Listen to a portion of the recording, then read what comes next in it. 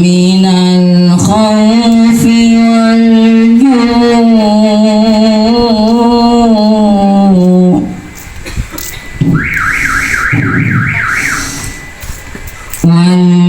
نقص من الأموال والأنفس والثمرات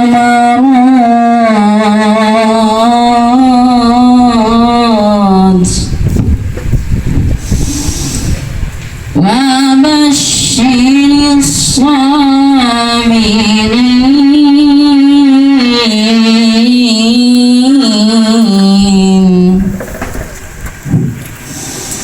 الذين إذا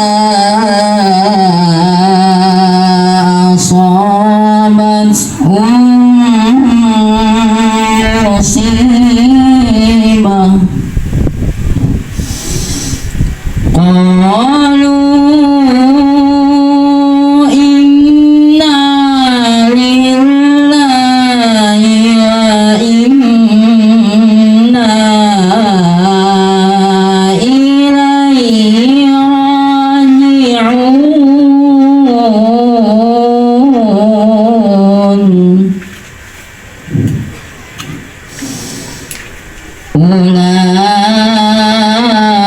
أولئك عليهم صلوات من ربهم ورحمة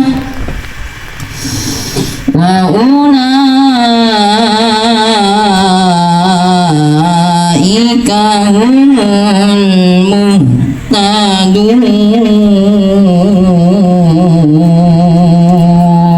المهتدون صدق الله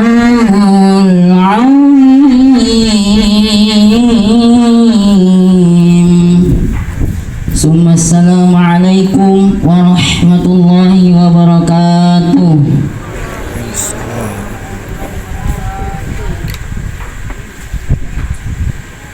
Itulah tadi pembacaan suci Al-Quran santri Pondok Pesantren Tahfizul Quran Dakwah dan Tilawah Kiai Haji Muhammad Syekh Dahlan. Semoga yang mendengarkan bacaan suci Al-Quran dan yang membacanya mendapatkan pahala di sisi Allah Subhanahu wa taala. Amin ya rabbal alamin. Selanjutnya kita beralih ke acara yang ketiga, yaitu sepatah kata oleh Bapak Wakil Bupati Kabupaten Pangkep, Bapak Haji Syahban Samana Esa. Kepada Bapak dengan hormat disilakan.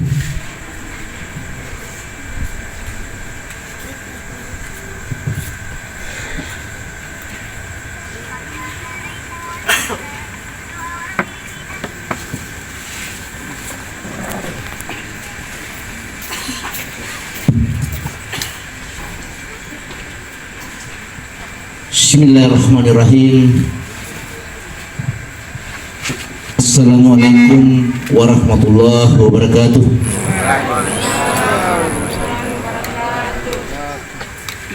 Alhamdulillahirabbil alamin wassalatu wassalamu ala asrafil anbiya'i wal mursalin sayyidina Muhammad wa ala alihi wa ashabihi ajma'in. Amma ba'd.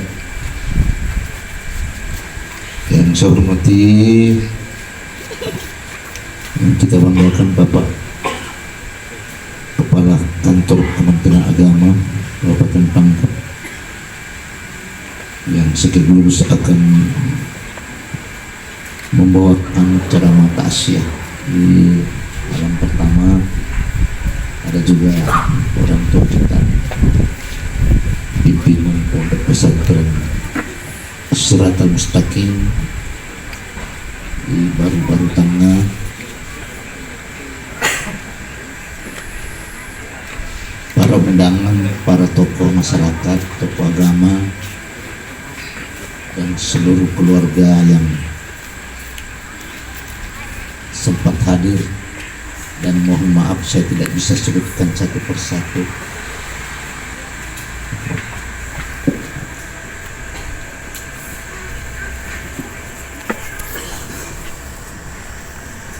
Pada malam hari ini tentu kita semua merasa kehilangan orang tua. Akhir ini dengan kesibukan kita masing-masing, biasanya kalau saya ketemu almarhum, pasti yang pertama yang saya mendapat kesan itu senyumnya. Tidak pernah saya melihat almarhum kalau ketemu dengan saya tidak pernah tidak tersenyum.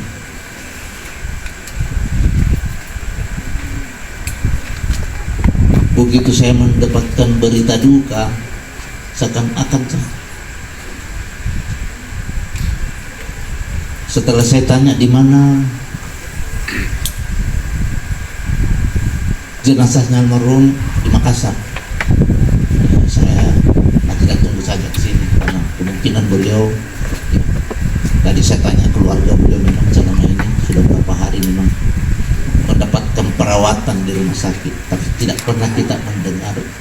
Karena begitulah beliau mungkin punya riwayat penyakit tapi tidak pernah memikirkan, karena beliau selalu sibuk tentu untuk kemaslahatan umat.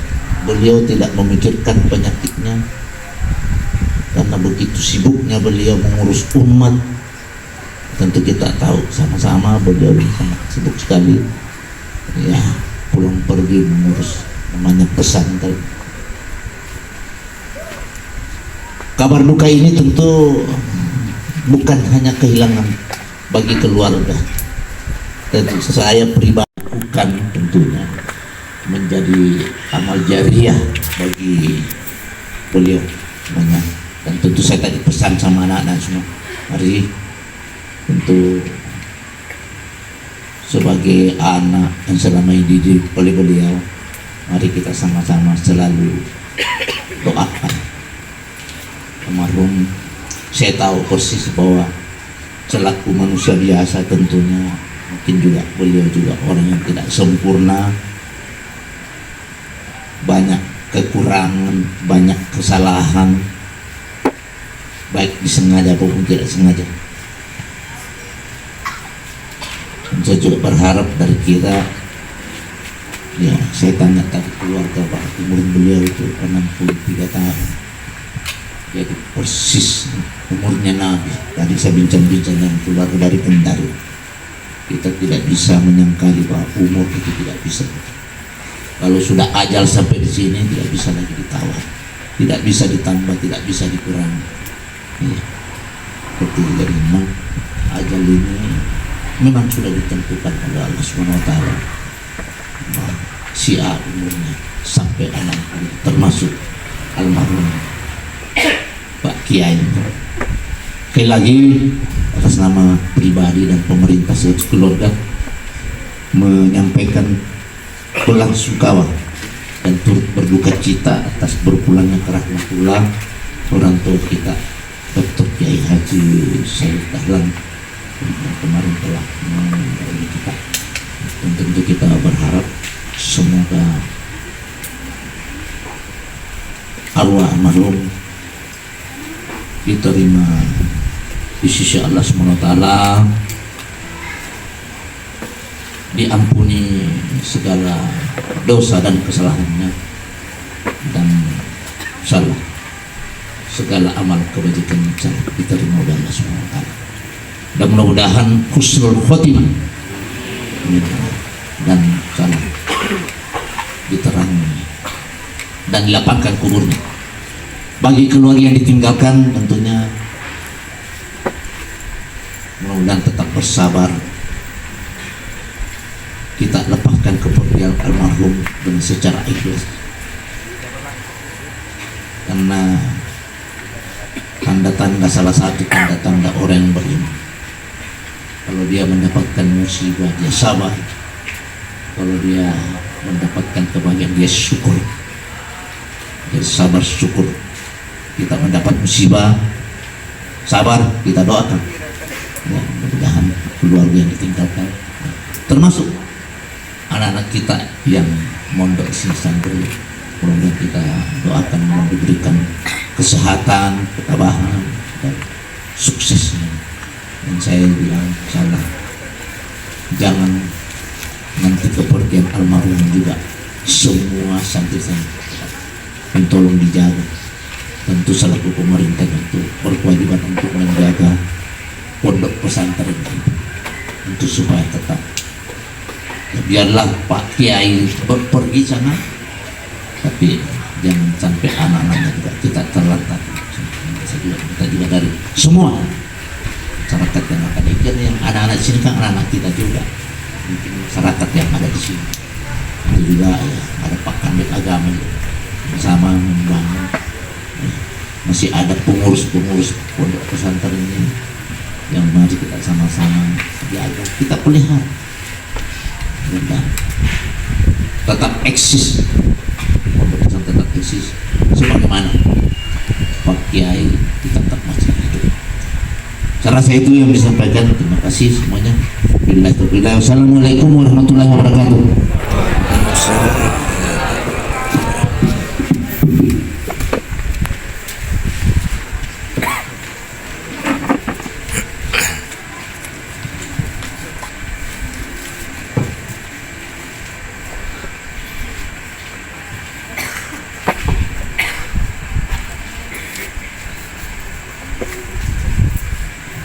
Itulah tadi sepatah kata dari Bapak Wakil Bupati Kabupaten Pangkep, Bapak Haji Syahban Samana Ishak.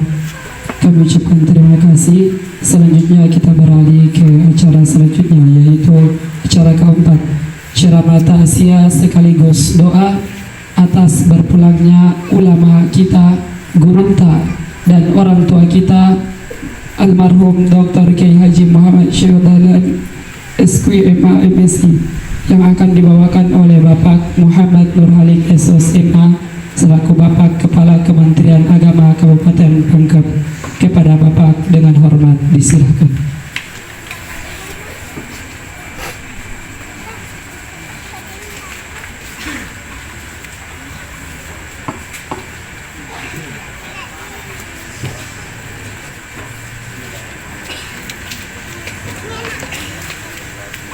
Wabarakatuh.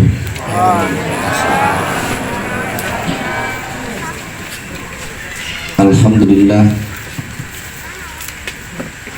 Alhamdulillahilladzi halakal mauta wal haya liyabluwakum ayyukum ahsanu amala. Ya ayyuhalladzina amanu sabiru wassabiru warabitu wattaqullah la'allakum tuflihun. Sadaqallahul azim. Yang sama kita hormati dan banggakan dan muliakan orang tua kita, Bapak Wakil Bupati Kabupaten Pangkajene dan Kepulauan. Saya masuk di Kabupaten Pangkep ini tepatnya tanggal 2 Februari 2021. Pertama ketemu Bapak Bupati ini sama dengan yang beliau ungkapkan sama almarhum. Yang pertama saya lihat beliau melemparkan senyum kepada orang yang dia temui, termasuk saya. Pertama kali melihat wajah beliau, senyumnya yang datang kepada saya. Kalau ada orang kita temui pertama di senyum, itu tanda-tanda orang baik. Yang sama kita hormati orang tua kita, pimpinan pondok pesantren Siratal Mustaqim. Ada juga di hadapan kita Hafiz, penghafal Quran 30 juz. Beliau yang sering mentahsis Quran ketika sudah ditulis sama Ustadz Usman Pakbo seluruh Al-Quran 30 juz. Nanti beliau periksa dulu baru saya tanda tangani, baru bisa dikirim apakah Sulawesi Barat, apakah ke Papua, dan terakhir kemarin adalah Papua Timika, Ustaz. Di sana orang ribut mengatakan, ini Pak Nur Halik ini yang pertama kepala KUA di sini. Pernah yang di sini ya? Ini namanya Nur Halik. Karena saya pertama tugas di Timika, Tembagapura sana. Yang saya hormati keluarga besar almarhum dan anak-anakku semua, hafiz dan hafizah, dan seluruh masyarakat yang hadir pada malam hari ini acara taksiyah. Alhamdulillah kita bersyukur kepada Allah karena semua kita ditakdirkan oleh Allah untuk bisa duduk di tempat ini, bisa datang dalam keadaan sehat walafiat, dan kita juga tentunya memohon kepada Allah nanti kita bisa pulang ke rumah kita masing-masing dalam keadaan sehat walafiat. Tapi nanti kalau kita sudah dengar apa yang Kasan sampaikan, saya mau menyampaikan tanda-tanda orang yang mau meninggal dunia. Jadi kan duduk-duduk nanti di sini, kalau saya sudah sebutkan itu dan ada sama kita, pulang cepat, jangan tinggal lagi di sini.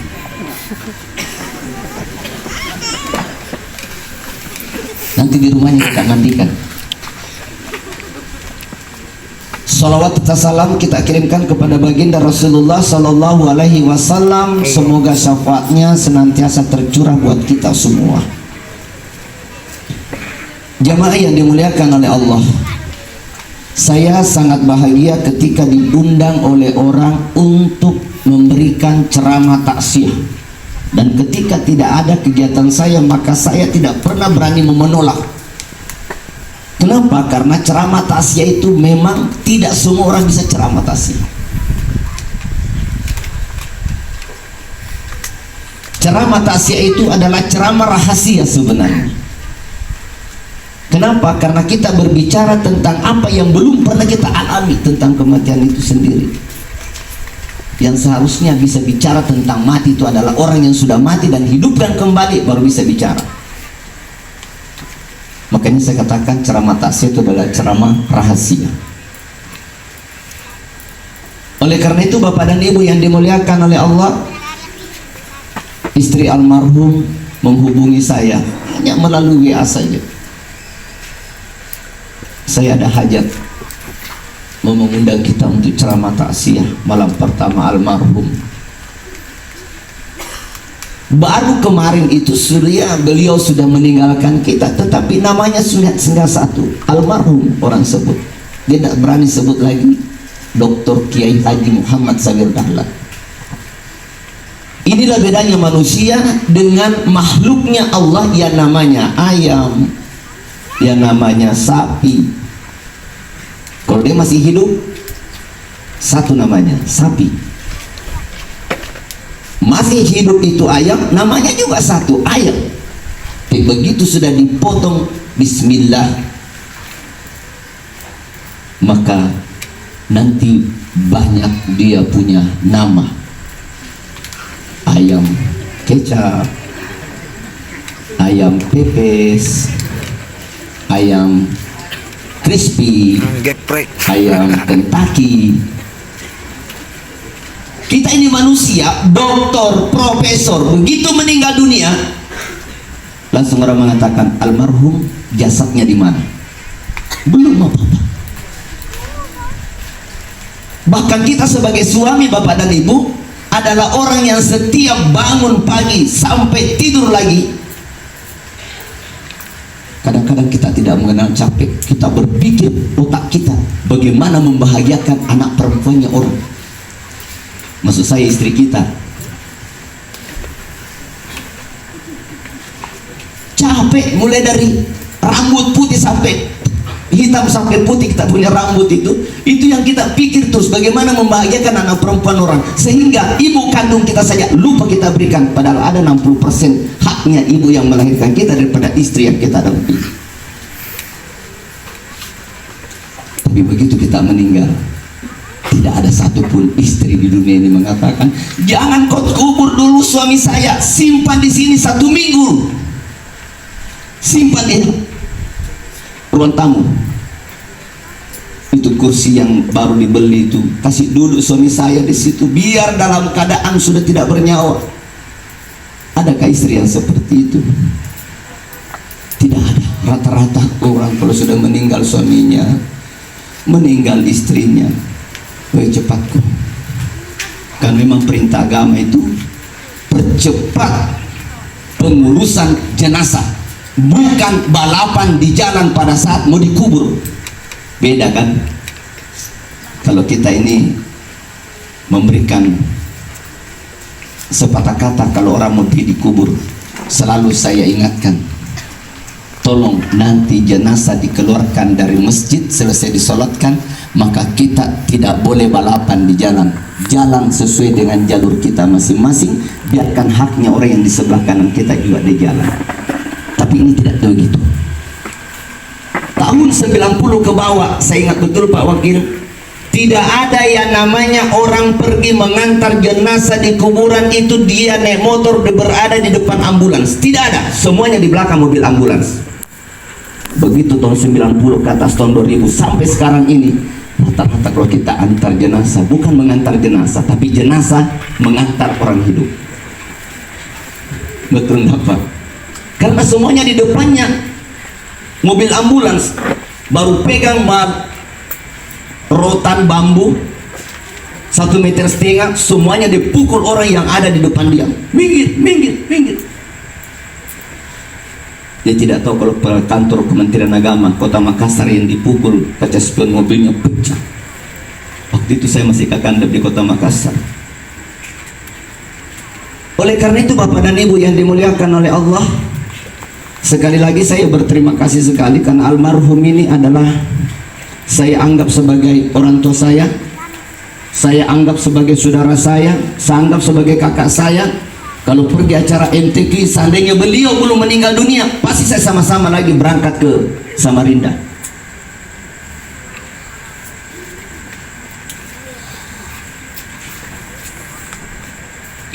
Saya makan bersama di Bandara Soekarno-Hatta. Saya makan berlima. Di antaranya adalah Profesor Muammar, Rektor UIM sekarang, Universitas Islam Makassar, Al-Ghazali. Karena sifat saya kalau makan itu tidak mau dibayarkan sama orang. Sebelum orang bayar saya sudah pergi memang kode kasirnya, bilang kok saya sudah bayar nah, yang kau ambil uangnya 1, 2, 3, 4, 5, 6, 7, 8, 9, 10 saya bayar. Begitu saya berdiri, beliau langsung bilang, tahan paha saya, jangan berdiri. Doki lo ketegendi. Tidak jika saya mau berdiri saja Pak Kiai. Jangan. Pegang tas saya, ini tas saya. Ternyata saya buka tasnya, tidak kurang dari 40 juta isi tas itu. Ada tas-tas yang sering dibawa Bu ya. Itu tidak pernah kurang dari 40 juta di situ.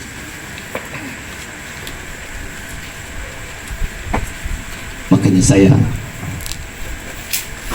kalau teringat sama beliau, cuma ada pesan yang saya tidak boleh sampaikan di sini, karena itu amanat buat saya. Oleh karena itu Bapak dan Ibu yang dimuliakan oleh Allah, terima kasih kepada Bapak dan Ibu sudah mau menempati duduk yang paling di depan. Kenapa? Duduk paling di belakang ceramah takziah, apalagi yang duduk-duduk di belakang sana tanpa harus memperhatikan ke sini, itu sangat berisiko.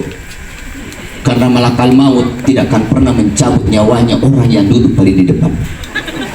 Pasti jam 12 malam sebentar berhitung malakal maut, yang paling diambil nyawanya kalau memang harus ada dicabut di antara kita ini, yang paling di belakang berdiri. Tapi jangan makin enggak bersih saja berdiri saja situ.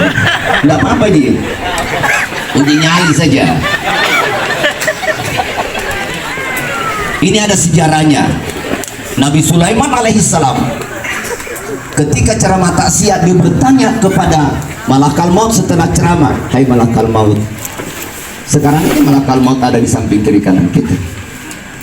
Kenapa pada saat saya ceramah tadi kau tidak pernah memperhatikan Pak Wakil Bupati, kau tidak pernah memperhatikan Hafiz, kau tidak pernah memperhatikan Kepala MIN, Kenapa kau melihat terus ke belakang yang paling jauh sana? Siapa itu yang kau perlihat?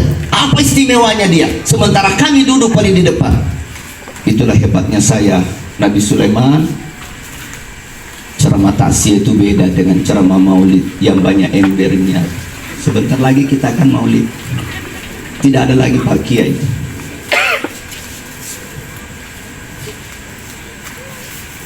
Apa istimewanya? Yang istimewa karena pandangan saya tidak pernah memperhatikan orang paling di depan. Saya selalu perhatikan di belakang sana. Karena tidak pernah saya ambil nyawanya orang yang duduk paling di depan. Pasti malam itu paling terakhir. Itu sejarah, Pak. Jangan nanti besok pagi pengumuman bisa di masjid ini, inna lillahi wa inna ilaihi raji'un, telah berpulang ke rahmatullah santriwan.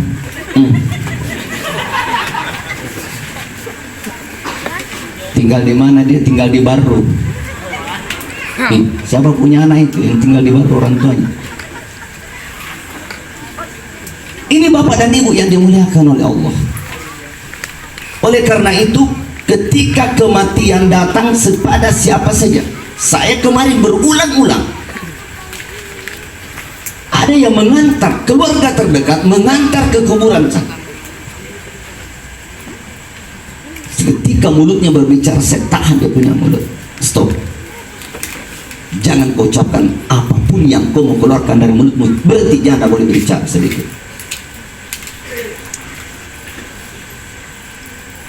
Makanya perempuan itu dilarang pergi mengantar ke kuburan. Karena kenapa? Mulutnya ditakuti, jangan terlalu banyak bicara. Saya, Pak, rumah saya di Sudiang itu dekat dengan kuburan. Setiap ada orang meninggal, ada saja tetangga saya meninggal, dia punya ibu, diantar pergi di kuburan sana. Anak perempuannya semester 1 di Fakultas Hukum Unhas, mau semua pergi pulang. Dia tidak mau pulang, tinggal terus menangis itu. Nah, ini sudah setengah 6 sore. Dia bilang orang, Pak RW, kalau saya dipanggil Pak RW karena saya ketua RW-nya di situ. RW 6 Kelurahan Laikan. Pak RW, bagaimana ini Pak RW? Tidak mau pulang, anaknya menangis terus nih. Jadi bagaimana? Itu masih ada sana menangis. Mau diangkat 3 orang tidak mau, dan saya mau tinggal terus dengan bapak saya. Sudah, saya datang. Nah, tinggal mau pergi pulang semua. Di sini kok sampai pagi. Pulang, assalamualaikum. Jangan pulang. Pak RW, tunggu Pak RW. Tinggal mau di situ. Ini yang tidak boleh sebenarnya. Sama dengan kita menonton almarhum datang di kuburan sebelah sana. Maka Nabi berpesan kepada kita, ketika engkau mengantarkan mayat ke kuburan, jangan engkau duduk pada saat memimpin doa dan berdoa di kuburan sana. Harus dalam keadaan berdiri.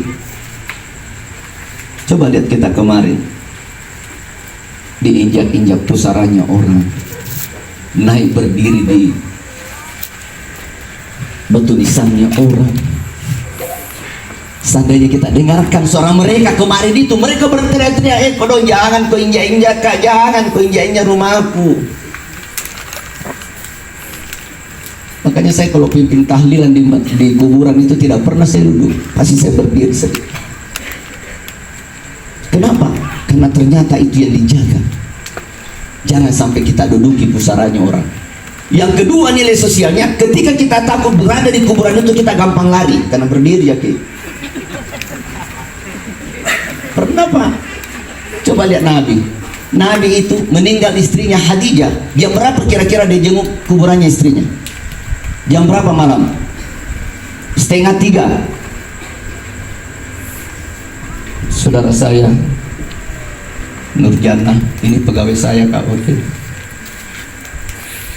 Kalau memang betul-betul cinta suami, kita uji besok malam Jumat, jam 2:30 malam. Jangan ada yang temani, pergi ke jenguki kuburannya almarhum.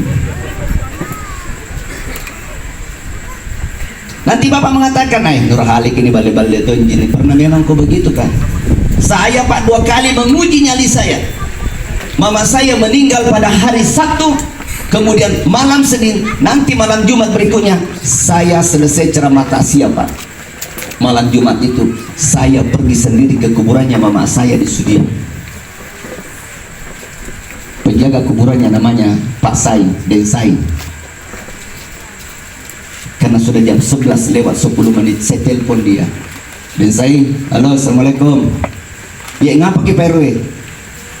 Kemana Pak Sain? Nah karena nek nyari bala. Saya bilang, tunggu Kak Pak Sain di kuburannya mama, aku mau Kak pergi jenguki. Dia bilang apa Den Sain? Dia bilang, tidak ada nih hari besok Kak Pak RW. Saya bilang malah tuh jika aku tanya Den Sain. Oh malah tuh. Saya jawab ke Pak, kalau udah mau ke, saya mau berangkat sekarang. Saya berangkat, masih ada serban saya Pak. Makanya jangan kita terlalu banyak pakai serban, karena itu dia kadang-kadang menjadi beban. Saya pakai serban saya, berangkat ke kuburan saya, masih menggunakan Vespa. Pega, Vespa gaul. Tok Vespa Pak, kadang-kadang di starter 7 kali, 10 kali tidak mau bunyi. Tapi kalau di tos rahasianya gampang sekali, kasih miring saja sedikit, sekitar berapa detik itu? 7 detik, 10 detik, begitu dikasih lurus starter bunyi. Sampai di kuburan sana Pak, saya tidak mau bunuh mesinnya motor saya. Kasih menyala terus. Persiapan lari. Begitu jam 12 kurang 5 menit pada saat itu saya masuk di kuburan. Tetap saya berteriak, Den Sain, kemana Den Sain? Den Sain ni aja ke. Saya takutnya jangan sampai disembunyi, mau bikin takut saya. Tapi ternyata memang tidak ada. Saya masuk di dalam area kuburan, saya mengucapkan Assalamualaikum ya ahlul kubur. Saya maju. Semakin saya masuk ke dalam cari kuburannya mama saya, dengan senter motor Vespa itu yang semakin mau redup, mau mati. Saya bilang mati. Indah, tidak mati. Saya jalan terus, itu semakin kaki saya semakin berat untuk mengangkat, karena saya mau membuktikan kalau saya lari, ada yang lihat saya atau Pak Sain lihat saya, pasti diumumkan di RW saya. Dari malam telur Pak RW balor itu dilari, dimakai mobil serbang. Itu yang saya tidak mau. Maka saya jalan terus. Di dalam kubur itu ternyata Bapak dan Ibu. Disitulah suara yang paling hening untuk kita rasakan, bahwa ternyata kalau kita yang tidur di dalam itu, kira-kira bagaimana? Oleh karena itu kedatangan kita semua datang ke sini cuma ingin merenung apa kira-kira yang kita persiapkan dan apa kita lakukan seadanya. Bukan kita yang berada duduk di sini, tapi kita yang ada dalam kuburan sana.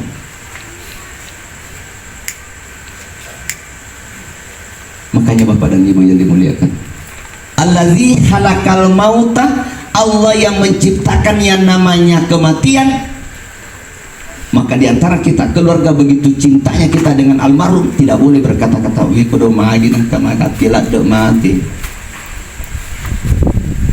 madok iru. Padahal 63 tahun almarhum punya umur yang sangat ideal.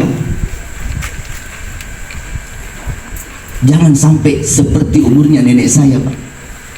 Nenek saya kelahiran 1921, masih hidup sekarang, ada di Samarinda. Besok kalau saya berangkat Samarinda tanggal 7, insya Allah semua pergi jenguk. Kalau yang menemani saya nanti saya mau kasih lihat, ini nenek saya kelahiran 1921. Sekarang kira-kira umurnya sudah berapa itu? 100. Jangankan anaknya Pak, kita saja cucunya kadang-kadang bingung. Kenapa panjang sekali umurnya nenek ini? Kapan kudung lamanya nih? Padahal dia punya mata belum karabun, cuma yang habis gigi dan ingatan mulai berkurang. Kemarin mangga yang ada di atas kantor saya itu masih sempurna, saya tinggalkan, masih ada 4 biji. Begitu pagi-pagi saya datang, sudah dimakan di kelelawar. Tinggal kelihatan dia punya biji, masak semua, tapi belum jatuh-jatuh juga. Inilah kehidupan seperti bawaan Bapak dan Ibu. Kehidupan itu seperti buah-buahan. Coba mangga ini sekarang, nanti begitu dikena air dia jatuh, baru dia 1 minggu jatuh. Itu namanya kalau manusia miskram, locoi. Begitu nanti dia berumur 1 bulan sudah mulai muncul. Datang lagi anak-anak, tangannya gatal, lempar dia. Itu yang biasa orang naik motor, anak-anak muda SMP, SMA, ya tidak suka pakai 2 ban, hanya 1 ban yang dia suka. Bapak biasa lihat, mungkin bahkan anak-anak tak saya itu begitu.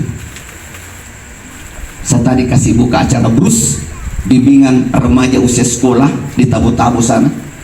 Saya katakan, nah, kalau kau tidak suka menggunakan motor, 2 bannya sebentar, lepas bannya di depan, baru setiap jalan langsung saja 1 ban. Tapi yakinkan kau nyawamu harus ada 2. Kalau 1 nyawamu, hati-hati, karena begitu jatuh dead, selesai.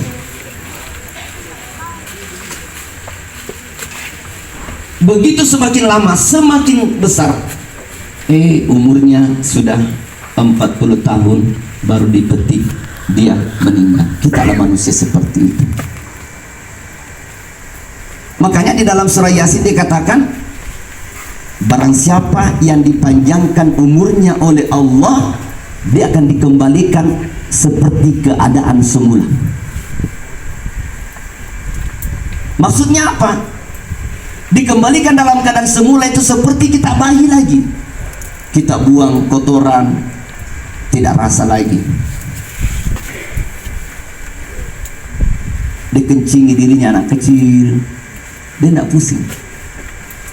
Begitu juga kalau kita sudah umur lanjut, buang kotoran sudah tidak beres, anak-anak sudah mulai marah. Inilah yang terjadi dengan nenek saya. Disimpan suatu rumah yang kosong, sehingga adik saya yang paling bungsu ada di Kalimantan sana marah dan mengambil, menculik nenek saya. Dia bawa ke Balikpapan. Marahlah om saya, kenapa kau ambil nenekmu? Tidak bilang-bilang. Bagaimana tidak diambil? Kau simpan situ, kau kasihkan nasi 1 piring saja, kau tinggalkan sampai malam, tidak dikasih makan lagi. Orang tua ini kan tidak bisa marah lagi. Inilah bahayanya kalau kita dipanjangkan umur kita oleh Allah, kita dikembalikan seperti keadaan semula. Jangan kita minta terlalu panjang umur. Makanya kita harus berdoa, ya Allah, kalau engkau memberikan umur sampai sekarang ini dan saya pantas memasuki surgamu, maka ambil saya sekarang ini. Tapi kalau saya belum bisa masuki surgamu, maka panjangkan umur saya untuk saya bisa layak masuk surgamu, ya Allah. Itu doa yang ideal sebenarnya. Allazi halakal mautah, Allah yang menciptakan yang namanya kematian. Maka di antara tanda-tanda kematian itu, kalau orang-orang sufi dulu, kalau dia mau meninggal jam 3 besok, dia tahu dirinya. Kemudian kalau dia mau meninggal itu, dia biasa mengatakan, wahai anak-anakku, jangan kau dekati saya, aja mak deperika, loka ceme, uraka ceme matu na aja mau ganggu kak, loka lewu. Hari ini saya sudah mau berangkat. Dia tahu kalau jam 3 sore dia akan meninggal dunia, tapi dia tidak mau sebut. Tapi dia tahu hari itu akan dia berangkat. Maka kalau ada orang sakit, tanda-tanda kalau orang itu sudah mau sakit, perhatikan hidungnya. Kalau hidung ini sudah mulai turun, bengkok ke bawah begini, tapi hidungnya tadinya mancung, terus dia tunduk begini, ini hidung, itu sudah dekat-dekat. Jadi jangan mikir lagi, nu ingat jakat, nu tahu jakat, jangan. Lebih baik berbisik di tengahnya, la ilaha illallah. Kita bantu starter dia punya memorinya itu supaya dia ikut dengan bahasa la ilaha illallah. Kalau dia sudah mengucapkan terus, tinggalkan secara pelan-pelan, mundur ke pelan-pelan. Itu kalau mengantar orang sakratul maut, Pak. Tapi kalau ada orang mau meninggal dunia, dekat tosing, datami omnya, datami saudaranya, datami anaknya, bapak nuing aja kak, bapak ada mah ini, bapak nuing aja kak. Bagaimana kalau sudah mau lepasnya itu nyawar kemudian mengatakan, iya aku ingat aja kona. Bagaimana itu? Harusnya la ilaha illallah, la ilaha illallah. Mama saya Pak, begitu melepaskan nafas terakhirnya, saya cuma antar kalimat la ilaha illallah. Begitu mulutnya, saya lepaskan, saya mundur ke lautan di rumah sakit Wahidi. Begitu meninggal dunia, datanglah 3 supir mobil ambulans mengatakan, Pak RW, Pak Ustad, sudah siap mobil ambulans yang mana kita mau pakai? Saya bilang mohon maaf, saya tidak mau menggunakan mobil ambulans. Kebetulan saya baru datangkan mobil dikasih sama adik saya yang dokter di Jakarta, mobil Terios Adventure. Saya bilang itu saya akan gunakan untuk terakhir kalinya mama saya menggunakan mobil yang saya pakai. Orang tegur, Pak, jangan pakai mobil begitu Pak, nanti kalau mau dijual itu susah itu. Matelina. Saya bilang tidak, harta ini harus kita perbudak, jangan kita yang diperbudak oleh harta. Maka saya gunakanlah itu mobil untuk mengantar mama saya pulang ke rumah, dan bahkan sampai di ambulans di rumah sakit, di kuburan itu dipakai. Begitu 2012 saya mau jual mobil ini, ternyata mobilnya harganya masih bagus, masih tembus 170 juta. Ini padanya. Oleh karena itu, setiap yang namanya kematian pasti akan menemui kita. Yakin saja, kapan, di mana saja pasti kita akan mengalami namanya mati. Alladzi halakal mauta wal haya, Allah menciptakan yang namanya kehidupan Bapak dan Ibu. Inilah ayat yang selalu kita bahas setiap yang namanya ceramah tafsir. Kehidupan yang dimaksud oleh Allah adalah kehidupan akhirat, insya Allah. Kalau kita masuk di dalam surga, kehidupan itu tidak ada lagi namanya kematian. Di sana kekal abadi. Tidak ada lagi hidung terlalu mancung, tidak ada lagi hidung terlalu pesek, tidak ada lagi hidung yang minimalis. Ada tong hidung minimalis, kenapa bilang hidungnya habis? Saya bilang itu tersungkur ke waktu lahir. Mau panggil. Tapi Allah menciptakan sesuatu pasti ideal, tidak ada yang tidak ideal. Kadang-kadang hidungnya P-nya, dia mau kasih mancung, begitu dia kasih mancung, karena pakai formalin, busuk dia punya hidung, tidak ada yang mau dekat dengan dia. Padahal Allah menciptakan kalau hidungnya P-nya seperti ini, cantik orangnya. Kalau hidungnya mancung seperti ini, bagus. Apa yang Allah rancang pada diri manusia itu sudah sederhana dan itu sudah luar biasa. Jangan kita coba-coba merubah-rubah ciptaan Allah. Apalagi ibu-ibu sekarang, aduh, terlalu banyak rubah-rubah ciptaan Allah. Sudah dikasih alis bagus, nah habisi. Baru ambil cila, sudah dikasih begitu lagi, dikasih habis lagi, dicabut bulu matanya, diganti bulu mata palsu. Ada pegawai saya Pak di Makassar, pergi antar pengantin, tapi dia singgah di kantor dulu cek lo. Begitu dia jalan, saya bilang, kebetulan namanya itu perempuan M di depannya.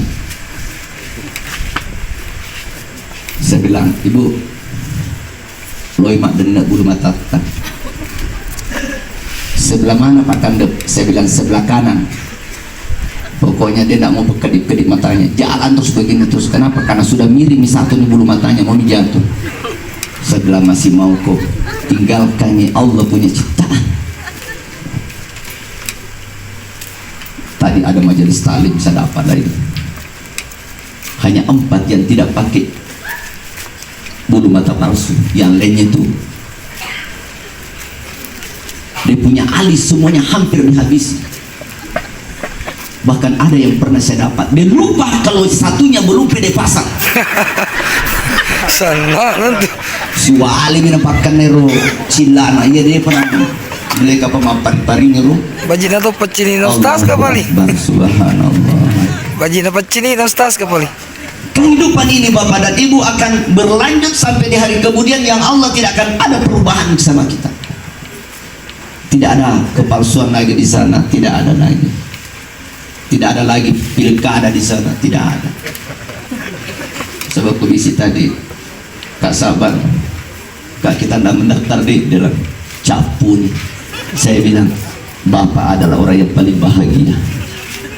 Lebih baik perbanyak zikir sekarang. Istighfar.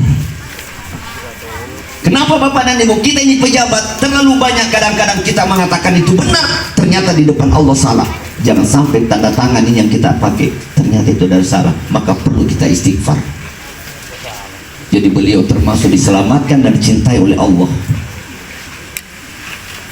Saya sudah dikontrak Pak sama KPU selama pendaftaran sampai besok harus saya baca doa. Jadi saya datang baca doa lengkap, saya punya pin segala macam supaya kalau Bawaslu saya kasih tahu Samsir ketua Bawaslu, awas kunci kalau kau panggil saya gara-gara saya baca doa di sini aku balik ke itu lah. Nah sedang tidak jika baca doa maki yang penting doa kantong supaya selamat Kak, sebenarnya cocok yang didoakan ke semua.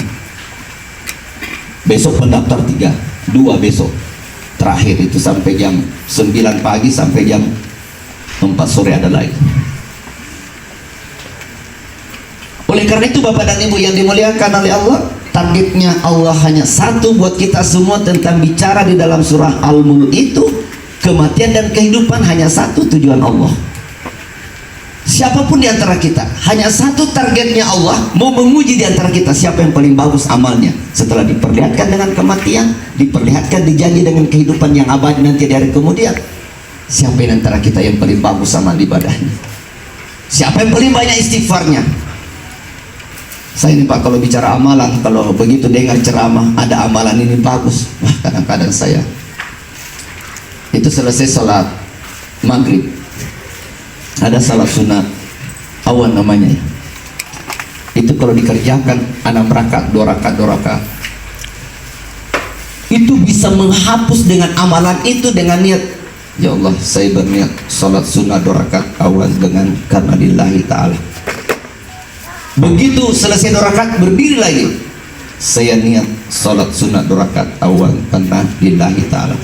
6 rakaat kita lakukan ini 2 rakaat dalam riwayat itu menghapus dosa manusia itu selama 80 tahun. Umur kita tidak sampai 80 tahun Pak. Seperkirakan umur saya paling tinggi pukul 70 tahun, tapi paling tinggi pukul 75 tahun. Imam saya depan rumah saya Pak sudah 89 tahun umurnya, namanya Haji Yunus, alumni ketiga daripada Mangkosok. Sampai sekarang Pak masih kuat jadi imam di masjid saya di Perumnas Sudiang sana. Saya tanya, Pak Imam, kenapa panjang sekali umur? Dia bilang rahasia yang pertama, saya adalah penghafal Quran.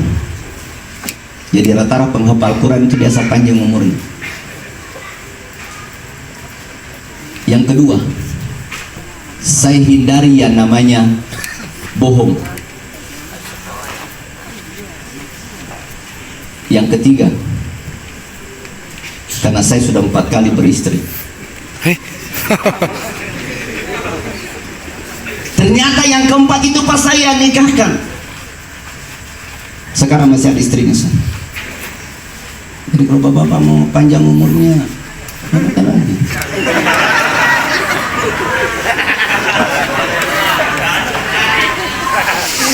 Tapi hati-hati Pak, hati-hati saja. Sekarang ibu-ibu itu pintar, selalu belajar pada Idul Kurban bagaimana cara melepas kaki sapi. Maksud saya mutilasi ki. Nanti tidur kenyanya, besok pagi sudah darah di tengah ke satu. Oleh karena itu Bapak dan Ibu yang dimuliakan oleh Allah, penghafal Quran itu memang diberikan kelebihan oleh Allah. Lain dengan nenek saya. Kalau nenek saya tanya kenapa panjang umurnya, dia bilang hanya 2 banyak rahasianya. Aja muceme, aja masuk pajak subuh naik pada mencumi. Setiap mau pergi salat subuh harus mandi dulu. Ini kadang-kadang berturut-turut saya 3 hari mandi sebelum salat subuh, siram kepala semua. Tapi kadang-kadang 4 kali saya tidak bisa lagi mandi. Kedinginan. Kenapa? Karena saya takut. Imam Al-Ghazali mengatakan tanda-tanda orang yang akan meninggal dunia itu yang pertama badan menggigil. Jangan menggigil betul kan? Tidak apa itu. Beda jangan. Malah aja kan mati. Yang kedua kata Imam Al-Ghazali, tanda-tanda orang kalau sudah mati, kalau dia nafsu makannya tinggi. Kadang-kadang lapar sekali maju, tapi jangan sampai saya makan lagi nih. Jangan-jangan ini penyebabnya kita mati lagi. Tidak ada manusia pas sekarang tidak takut mati. Semua orang takut mati. Saya naik Sriwijaya Air, kita ada di atas 14 kepala kantor Kementerian Agama seprovinsi Sulsel. Kita mau berangkat ke Palembang, Pak. Acara perkemahan di sana. Begitu mau terbang, yang pimpin doang Pak Jamarudin, mantan Kakandut sini. Jamarudin, dia pimpin doang. Begitu terbang 20 menit di udara, kita seperti harus kembali lagi. Pramugari mengatakan, mohon perhatian, dengan alasan keselamatan penerbangan kita akan kembali ke Bandara Hasanuddin Internasional di Maros, Makassar. Kita kembali. Ternyata kedua kalinya mau terbang lagi, baca doa lagi beliau. Orang bilang tidak makbul doanya. Saya bilang tidak, justru makbul doanya. Kalau tidak makbul doanya kita terbang dan kita jatuh semua. Carilah 14 orang kepala kantor Kementerian Agama dengan seketika itu. Kan meninggal semua, tidak ada orang yang hidup Pak kalau jatuh dari pesawat, Pak. Tidak ada. Setelah turun di bandara, ternyata kita ganti pesawat, Pak. Terbang ke Jakarta, baru lanjut lagi Palembang. Karena Sriwijaya Air ada namanya Pak Made. Saya sering sama-sama refleksi di Todok Puli. Orang Bali. Saya tanya, dia punya pramugari, Pak Made siapa ini? Orangnya kurus kah gemuk? Dia bilang, gemuk Ustaz. Saya bilang, saya mau tunggu dia, biar nih teman-teman saya turun duluan. Begitu keluar dari tempat pilotnya, saya bilang, Pak Made selamat sore. Dia bilang, sore. Pak Made masih ingat saya? Secara kita sama-sama refleksi di Todok Puli, dekatnya Pelen. Lah ya. Pak Made terima kasih banyak. Bapak sudah mengambil keputusan yang sangat tepat sekali, mengganti pesawat dari Makassar menuju Jakarta. Kalau tidak, saya tidak tahu bagaimana. Apa dia bilang? Ustaz, saya juga masih takut mati. Makanya saya harus ganti pesawat. Kalau diganti pesawat saya tidak mau, karena saya takut mati. Ternyata pilot itu juga takut mati, dan tidak ada manusia yang tidak takut mati. Oleh karena itu Bapak dan Ibu, endingnya ini yang kita harus dapati adalah bagaimana kita mau menjadi siapa yang terbaik di antara kita sebenarnya. Kalau itu kita sudah dapatkan, insya Allah. Sebagai penutup, amalan yang saya ingin sampaikan, karena ini saya sudah amalkan sejak kelas 2 Madrasah Aliyah. Nanti di hari kemudian itu ketika kita masuk surga, ternyata ada pemeriksaan, Pak. Pemeriksaan itu, begitu kita mengatakan saya adalah penduduk surga, maka di depan pintu malaikat Ridwan akan bertanya, Anda mau kemana? Saya mau masuk di dalam surga. Kalau Anda mau masuk surga, mana kuncinya? Begitu diperlihatkan kunci, karena sholat kita adalah kuncinya surga, maka dikatakan, mana kartu tanda penduduk Anda? Maka ternyata di surga juga ada KTP. Tapi bukan dicapil kita bikin, Pak. Sekarang ini kita harus bikin. Apa di dalam buku Ma'rifatullah, Ma'rifatul Rasul yang saya baca, ternyata amalannya setiap selesai sholat fardu kita harus membiasakan membaca syahadat sebanyak 14 kali. Asyhadu an la ilaha illallah wa asyhadu anna Muhammadar Rasulullah. Asyhadu an la ilaha illallah wa asyhadu anna Muhammadar Rasulullah. Sampai 14 kali itu akan melekat dalam diri setiap hambanya Allah. Setiap umatnya Muhammad akan melekat dalam dadanya ini kalimat la ilaha illallah Muhammadar Rasulullah. Maka itulah yang menjadi kartu tanda penduduknya. Maka Anda silahkan masuk dalam surga. Mari kita berdoa. Bismillahirrahmanirrahim. Alhamdulillahirabbil alamin hamdan syakirin hamdan na'imin hamdan yamahu wa yukafi mazidah. Ya Rabbana lakal hamdu kama yanbaghi li jalali wajhikal karimi wa azimi sultan. Allahumma salli wa sallim ala sayyidina Muhammad wa ala alihi wa ashabihi ajma'in. Allahumma ya Allah ya Rabbana, di malam harimu yang hening ini kami berada di rumah duka di pondok pesantren ini ya Allah, yang penuh dengan keberkahan, yang penuh dengan suara-suara Al-Quran, tempat saudara kami Dr. Kiai Haji Muhammad Sagir Dahlan yang engkau telah memanggil. Ya Allah ya Rabb, ketika di dalam kuburnya gelap, engkau terangi dengan amal ibadahnya. Jadikan kuburannya taman-taman surga ya Rabb. Jadikan keluarga yang ditinggalkan menjadi hamba-hambamu yang sabar menerima cobaan. Ya Allah ya Rabbana, ketika dalam hidupnya saudara kami ini ada kekurangan, engkau cukupi dengan kesempurnaanmu. Apabila kealpaan, engkau berikan kemudahan. Allahumma ya Allah ya Rabbana, jadikan anak-anak santrinya anak-anak yang menyenangkan pemandangan agamanya, jangan engkau susahkan mereka ya Allah. Jadikan anak-anak santri yang berguna kepada bangsa agama. Allahumma ya Allah ya Rabbana, bantu kami ya Allah untuk tetap menghidupkan amanah yang ditinggalkan almarhumah di tempat ini, yaitu pondok pesantren yang banyak mencetak hafiz dan hafizah, penerus agama Islam. Ya Allah ya Rabbana, jadikan anak-anak yang ada di sini anak-anak yang patuh, yang soleh dan solehah. Allahumma ya Allah ya Rabbana, engkau hadirkan kami semua di tempat ini dalam keadaan sehat walafiat. Kami mohon kepadamu ya Rabb, izinkan nanti kami kembali ke rumah kami semua dalam keadaan sehat walafiat, bertemu dengan keluarga kami yang kami cintai. Oleh karena itu ya Rabb, ampuni segala dosa dan kesalahan kami, dosa kedua orang tua kami, dosa guru-guru kami. Masih terlalu banyak ya Rabb yang hamba ingin pinta di hadapanmu. Hamba yakin dan percaya engkau maha tahu apa yang tersirat dalam lubuk hati kami semua. Oleh karena itu ya Allah, kabulkan doa kami. Rabbana atina fid dunya hasanah wa fil akhirati hasanah wa qina azabannar. Subhana rabbika rabbil izzati amma yasifun, wassalamun alal mursalin, walhamdulillahi rabbil alamin. Bapak dan Ibu yang saya muliakan, demikian apa yang bisa sampaikan. Sekali lagi mohon dimaafkan atas segala kekurangan. Wallahu muwaffiq ila aqwamit thariq. Assalamualaikum warahmatullahi wabarakatuh.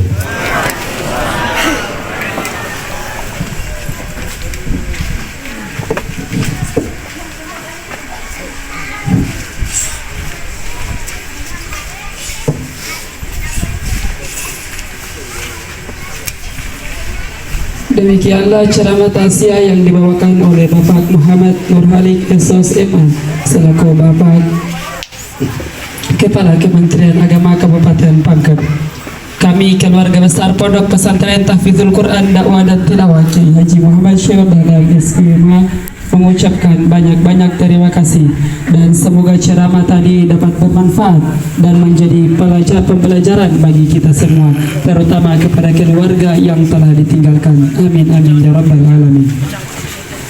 Demikianlah acara pada malam hari ini, dan marilah kita menutup acara ini dengan sama-sama membaca hamdalah. Alhamdulillah rabbil alamin.